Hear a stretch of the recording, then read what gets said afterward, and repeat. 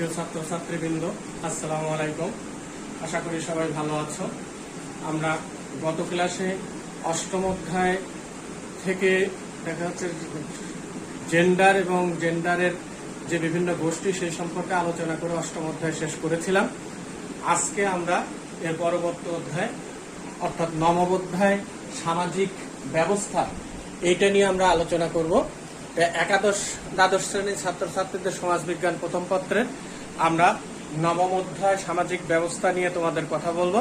তা আমরা জানি যে সামাজিক ব্যবস্থা বলতে যেটা বোঝায়, আমরা যে সমাজে বসবাস করি সেই সমাজের মধ্যে অবস্থিত যে সমস্ত বিভিন্ন প্রতিষ্ঠান আছে, সেই প্রতিষ্ঠানের মধ্যে আমরা নিজেরা যে সমস্ত ক্রিয়াকর্মগুলো তার সেই প্রতিষ্ঠানগুলোর মাধ্যমে পরিচালনা করি বা করতে বাধ্য হই অথবা করে থাকি, এই সমস্ত ব্যবস্থাগুলো নিয়েই হলো মানুষের জীবন ব্যবস্থা, আর সেটাকে সামাজিক ব্যবস্থা হিসাবে চিহ্নিত করা হয়।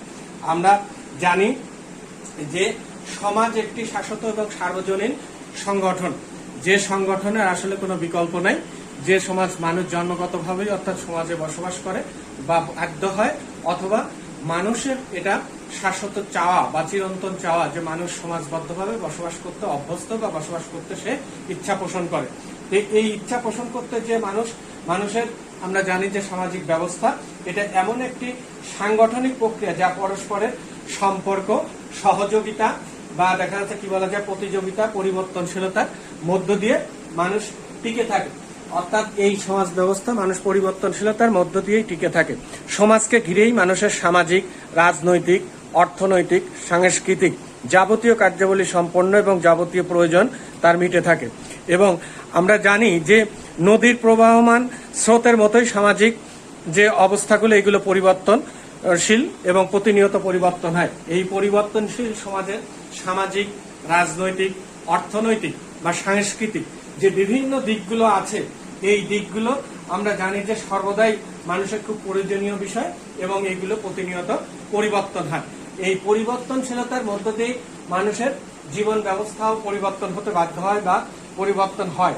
আমরা জানি যে সমাজ ব্যবস্থার মধ্যে অন্যতম এই চ্যাপ্টারের মধ্যে আমরা যে বিষয়গুলো জানতে পারবো সেটা হলো যে সমাজের অর্থনৈতিক ব্যবস্থা ব্যাখ্যা করতে পারবো এবং অর্থনৈতিক ব্যবস্থা হিসাবে যে সম্পত্তি আমরা জানি যেটাকে মানুষের জীবন এবং জীবিকার সাথে ওতপ্রোতভাবে জড়িত, সেই সম্পত্তির ধারণা ব্যাখ্যা করতে পারবো। এবং আমরা যদি সময় পাই আজকের ক্লাসে পরবর্তীতে সম্পত্তির যে মালিকানার ধরনগুলো সম্পর্কে একটু আলোচনা করার চেষ্টা করব। অর্থনৈতিক ব্যবস্থায় আমরা জানি যে প্রতিটি সমাজেই রয়েছে একটি নিজস্ব অর্থনৈতিক ব্যবস্থা। এই সমাজের অর্থনৈতিক ব্যবস্থার মধ্যে সম্পত্তির যেটি কি বলা যায় মালিকানা, উৎপাদন, বন্টন, সঞ্চয়, লগ্নি ইত্যাদি যে ব্যবস্থাগুলো আছে, এইগুলো ইত্যাদি বিষয়ের সাথে সাধারণত অর্থনৈতিক ব্যবস্থা জড়িত। এবং অনুরূপভাবে প্রতিটি সমাজেরই অর্থনৈতিক ব্যবস্থার পিছনে রয়েছে এক বা একাধিক রাজনৈতিক দর্শন। এই রাজনৈতিক দর্শনের সাথেই অর্থনৈতিক ব্যবস্থা নির্ভর করেন, অর্থনৈতিক ব্যবস্থা ওতপ্রোতভাবে জড়িত। এই জড়িত থাকার যে বিষয়গুলো সেটা হলো রাজনৈতিক দর্শনগুলো অর্থনৈতিক ব্যবস্থার নির্ধারক বা অর্থনৈতিক সমস্যার কি বলা যায় যে সমাধান অর্থনৈতিক ব্যবস্থার উপর নির্ভরশীল।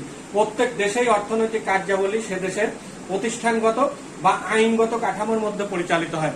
আইনগত বা প্রতিষ্ঠানগত যে কাঠামো আছে সেই কাঠামোর মধ্যেই অর্থনৈতিক ব্যবস্থা পরিচালিত হতে বাধ্য হয়। এই প্রতিষ্ঠানগত এবং আইনগত কাঠামোকে যেটা আমরা বলতে পারি এটাকেই অর্থনৈতিক ব্যবস্থা হিসাবে চিহ্নিত করা হয়। অর্থাৎ প্রত্যেকটি দেশের কিছু আইন আছে, সেই আইনের মধ্য দিয়ে সেই দেশের কাঠামো, সমাজ কাঠামো গড়ে ওঠে, সেই কাঠামোর মধ্য দিয়ে সেই দেশের এই দর্শনগুলো বা সমাজ ব্যবস্থাগুলো পরিচালিত হয়। তা আমরা এই কি বলা যায় এইগুলোর মধ্যে বলতে পারি যে প্রতিটি দেশের রাজনৈতিক দর্শনের উপর ভিত্তি করে যে অর্থনৈতিক ব্যবস্থা চালু আছে এইগুলোকে মোটামুটি চারটা ভাগে ভাগ করা যায়। একটা হলো ধনতান্ত্রিক বা পুঁজিবাদী অর্থনৈতিক ব্যবস্থা, আর একটা হলো সমাজতান্ত্রিক অর্থনৈতিক ব্যবস্থা, আর একটা হলো মিশ্র অর্থনৈতিক ব্যবস্থা, এবং শেষে আর একটা কথা বলা যায় সেটা হলো ইসলামিক অর্থনৈতিক ব্যবস্থা। এই চারটা অর্থনৈতিক ব্যবস্থার মধ্যে বিশ্ব ব্রহ্মাণ্ডে যতগুলো দেশ আছে আমরা জানি এই দেশগুলো তাদের নীতি, দর্শন ইত্যাদি তাদের পরিচালনা করে থাকে এবং এর মধ্য দিয়েই সমস্ত দেশের সমাজ ব্যবস্থা যেটা আছে সেই সমাজ ব্যবস্থা পরিচালিত হয়। এখন আমাদের জানার দরকার মোটামুটি একটা ধারণা নেই যে ধনতান্ত্রিক অর্থনৈতিক ব্যবস্থা বলতে কি বোঝায়। আমরা ধনতান্ত্রিক অর্থনৈতিক ব্যবস্থার আর একটা নাম যেটাকে পুঁজিবাদী অর্থনৈতিক ব্যবস্থা হিসাবে চিহ্নিত করি। পুঁজিবাদী অর্থনৈতিক ব্যবস্থার অন্যতম প্রধান যে বৈশিষ্ট্য আসলে সেখানে ব্যক্তিগতভাবে ব্যক্তি নিজে অবাধভাবে সম্পদ সংগ্রহের সুযোগ পায়, যে সুযোগের মধ্য দিয়ে সে নিজেকে তার ব্যবসা প্রতিষ্ঠান বা দেখা যাচ্ছে তার জমি জমা ঘর বাড়ি ইত্যাদি বৃদ্ধি করতে পারে। এটার জন্য তার কারোর কাছে কোনো জবাবদিহি করতে হয় না এবং এই জবাবদিহি করতে তিনি বাধ্য থাকেন না। এটাই হলো মূলত অর্থনৈতিক ব্যবস্থার অপর নাম। ধনতান্ত্রিক অর্থনীতি এমন একটি অর্থনৈতিক বা সমাজ ব্যবস্থা যেখানে উৎপাদনের উপকরণ যেগুলো থাকে এই উপকরণের উপর ব্যক্তিগত মালিকানা বজায় থাকে, অর্থাৎ সমাজের যাবতীয় অর্থনৈতিক কর্মকাণ্ড বেসরকারি পর্যায়ে ব্যক্তিগত উদ্যোগে সংগঠিত হয়। এই ব্যবস্থার মূল প্রক্রিয়ার উপর ভিত্তি করেই দ্রব্য সামগ্রী উৎপাদিত এবং ভোগ কার্য চলে। গণতান্ত্রিক অর্থ ব্যবস্থার আসলে মূল যে ভিত্তি সেটা হলো প্রতিযোগিতা, ক্রেতা এবং বিক্রেতার মধ্যে অবাধ প্রতিযোগিতার মাধ্যমে দ্রব্যমূল্য নির্ধারিত হয়। দ্বিতীয়ত যেটা হলো যে সমাজতান্ত্রিক অর্থনৈতিক ব্যবস্থা। সমাজতান্ত্রিক অর্থনৈতিক ব্যবস্থা আসলে বলতে কি বুঝি এখন আমরা জানি যে ধনতান্ত্রিক বা পুঁজিবাদী অর্থনৈতিক ব্যবস্থার বিপরীত আরেকটি অর্থনৈতিক ব্যবস্থার নাম হলো সমাজতান্ত্রিক অর্থনৈতিক ব্যবস্থা, যে অর্থনৈতিক ব্যবস্থায় সমস্ত প্রকার সম্পদ বা দেখা যাচ্ছে সম্পত্তির মালিক যেখানে সমাজ বা রাষ্ট্র থাকে, অর্থাৎ কেন্দ্রীয় শক্তি রাষ্ট্র ব্যবস্থার মধ্য দিয়ে এই জিনিসগুলো পরিচালিত হয়। এই পরিচালিত হওয়ার অন্যতম প্রধান যে বিষয় সমাজতান্ত্রিক অর্থনৈতিক ব্যবস্থা হলো এমন একটি অর্থনৈতিক ব্যবস্থা যেখানে সম্পদের উপর রাষ্ট্রীয় মালিকানা প্রতিষ্ঠিত এবং কেন্দ্রীয় কর্তৃপক্ষের নিয়ন্ত্রণাধীন অর্থনৈতিক কার্যাবলী নিয়ন্ত্রিত।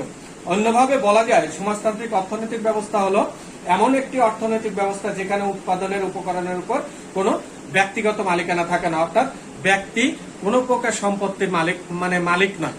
এই মালিকানা থাকে রাষ্ট্রের উপর, রাষ্ট্র জনগণের বা সমাজের যারা বসবাস করে তাদের চাহিদার উপর ভিত্তি করে সেই সম্পদগুলো বন্টন করে থাকে।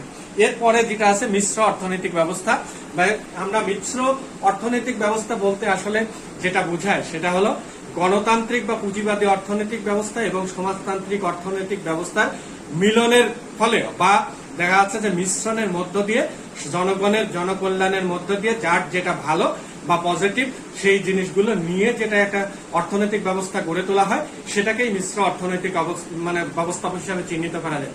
এমনকি আমরা বাংলাদেশের ক্ষেত্রেও এটা বলতে পারি যে 1972 সালে আমাদের যে সংবিধান রচিত হয় সেখানে মূলত সেখানে একটি মিশ্র অর্থনৈতিক ব্যবস্থার কথাই বলা হয়েছে, কারণ এখানে গণতান্ত্রিক অর্থনৈতিক ব্যবস্থা বা পুঁজিবাদী অর্থনৈতিক ব্যবস্থার যে ভালো দিকগুলো আছে সেগুলো যেমন সন্নিবেশিত করা হয়েছে, আবার সমাজতান্ত্রিক অর্থনৈতিক ব্যবস্থারও যে জিনিসগুলো ভালো আছে বা জনগণের অধিকার যেখানে কি বলা যায় সংরক্ষণ করার কথা বলা হয়েছে যাতে সব জনগণ সব ক্ষেত্রে সমান সুযোগ সুবিধা পায় সেগুলো দেখার চেষ্টা করা হয়েছে। এই জন্য দেখা যাচ্ছে এটা একটা মিশ্র অর্থনৈতিক ব্যবস্থা হিসাবে পরিগণিত বা চিহ্নিত করা যেতে পারে। তো এই জাতীয় অর্থনৈতিক ব্যবস্থা আমরা জানি বিশ্বে বিরাজমান আছে। এরপরে ইসলামিক অর্থনৈতিক ব্যবস্থা যে বলতে আমরা যেটা বুঝি সেটা হলো ইসলামী অর্থনীতি হলো একটি অর্থনৈতিক ব্যবস্থা যার মৌলিক বিধান বা নীতিমালা বা কর্মপদ্ধতি এটা ইসলামী শরীয়তের উপর নির্ভরশীল, অর্থাৎ ইসলামী জীবনবোধ থেকে ইসলামের অর্থনৈতিক ব্যবস্থার উৎপত্তি। এই ব্যবস্থায় সাধারণত অধ্যাপক শামসুল আলম যে কথাটা বলার চেষ্টা করছেন যে সৃষ্ট জীবের কল্যাণের জন্য সম্পদের সর্বাধিক উৎপাদন, সুষম বন্টন এবং কি বলা আছে ন্যায়সঙ্গত ভোগ বিশ্লেষণই হল ইসলামী অর্থনৈতিক ব্যবস্থা। অর্থাৎ মানুষ সমস্ত প্রকার ভোগ বিলাস ইত্যাদি বাইরে রেখে ইসলামী শরিয়া বা ইসলামী বিধিবিধান নিয়ম অনুযায়ী যে জীবন ব্যবস্থা পরিচালনা করা হয় সেটা রাষ্ট্রীয় মাধ্যমে বা রাষ্ট্রের মাধ্যমে জনগণের উপর যেটা পালন করা হয় বা পালন করতে বাধ্য করা হয় অথবা পালন করতে তাদেরকে কি বলা যায় উৎসাহিত করা হয়। এই অর্থনৈতিক ব্যবস্থাটাই সাধারণত ইসলামী অর্থনৈতিক ব্যবস্থা হিসাবে চিহ্নিত। এর পরে আমরা তাহলে জানতে পারলাম যে আসলে অর্থনৈতিক ব্যবস্থা বলতে কি বোঝায় বা অর্থনৈতিক ব্যবস্থা চারটা জিনিসের সাথে জড়িত বা চার প্রকারের মধ্য দিয়ে পরিচালিত হয়। এরপরে অর্থনৈতিক ব্যবস্থা হিসেবে সম্পত্তির যে ধারণা, আমরা জানি যে প্রত্যেকটি সমাজে মানুষ সম্পত্তির পিছনে সবসময় আমরা ছুটে বেড়াই, অর্থাৎ সম্পত্তি সবার থাকতে হবে, পেতে হবে বা দেখা যাচ্ছে রাখতে হবে, এই মানসিকতা সব মানুষেরই আছে। এখন আমাদের প্রশ্ন হলো যে সম্পত্তি বলতে আসলে কি বুঝি। সম্পত্তি এমন বিষয় বা বস্তুকে বোঝায় যে বিষয়ের আসলে একটি বৈশিষ্ট্য থাকে, অর্থাৎ বৈশিষ্ট্যের মধ্যে তার হস্তান্তরযোগ্যতা থাকে, কাম্যতা থাকে, অর্থাৎ বিনিময় মূল্য থাকে, মানে দেখা যাচ্ছে যে এই বৈশিষ্ট্যগুলো যদি তার মধ্যে বিরাজমান থাকে তাহলে সেই জিনিসকে আমরা সম্পত্তি হিসাবে চিহ্নিত করি। অর্থাৎ সম্পত্তি বলতে কোনো জিনিসের উপর মানুষের যে নিয়ন্ত্রণ ক্ষমতা, এই নিয়ন্ত্রণ ক্ষমতাকেই সম্পত্তি বলা হয়। এবং সম্পত্তি সমাজ কর্তৃক স্বীকৃত থাকতে হয়, অর্থাৎ জনগণ কর্তৃক স্বীকৃত থাকতে হয়, জনগণ সেটা জানতে হয় বা জনগণের কাছে বিনিময়ের মূল্য থাকতে হয়, সে যাতে সেটার বিনিময়ে মূল্য পেতে পারে। এটাকেই আমরা সম্পত্তি হিসাবে চিহ্নিত করতে পারি। আমরা আগামী ক্লাসে সম্পত্তির যে মালিকানার ধরন, এটা সম্পর্কে বিস্তারিত আলোচনা করব। আজকে এই পর্যন্তই থাক। ধন্যবাদ সবাইকে।